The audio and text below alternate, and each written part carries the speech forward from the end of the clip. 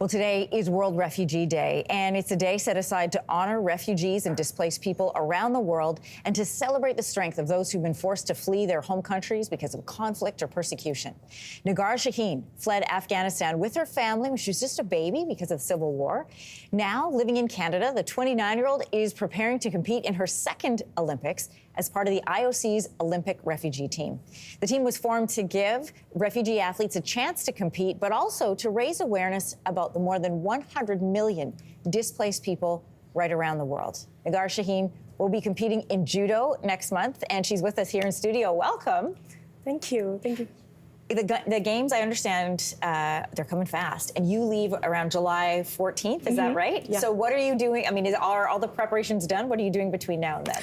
For now, it's a little bit less intense because the games are like near. We are basically more focusing on mental preparation and physical, not so much physical because we have already achieved the physical capability that we wanted.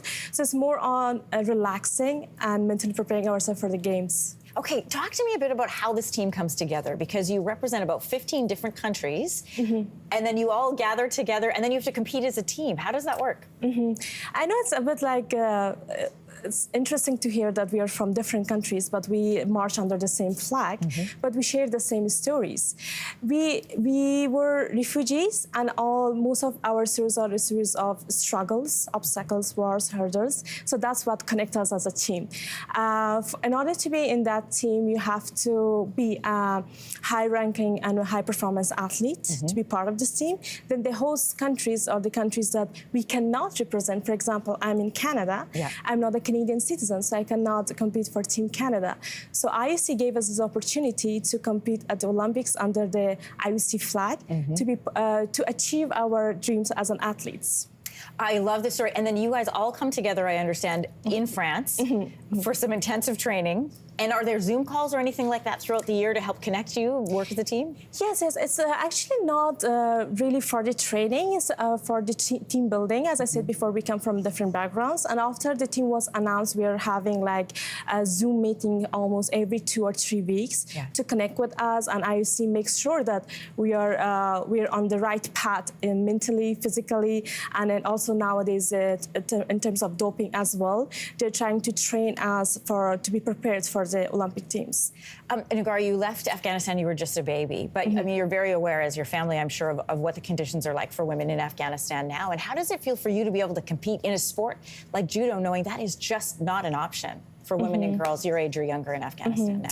When I started judo in Afghanistan, even that time, women's presence in the martial arts were not accepted and celebrated, but still I continued competing and I continued training. So my presence here at this platform should give all those women back home hope that if they want, they can achieve that as well. Because I come from the same background, like I had nothing, and I had the same restrictions that they had once before.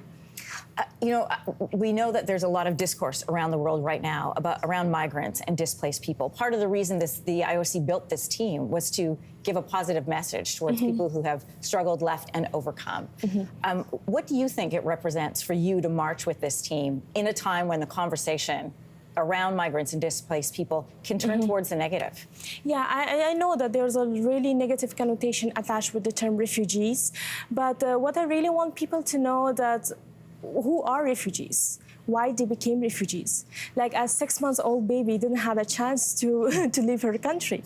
I was only 6 months old. So sharing our stories and also being part of the Olympics is really spreading the message and is really raising awareness, like to the world that what are refugees and why there exists refugee crisis at the first place. Lastly, I want to ask you how you're feeling about your sport before you head over to compete. I'm excited. At the same time, I'm a little bit, I would say that I'm nervous because I'm not representing one country. I'm representing millions of people around the world.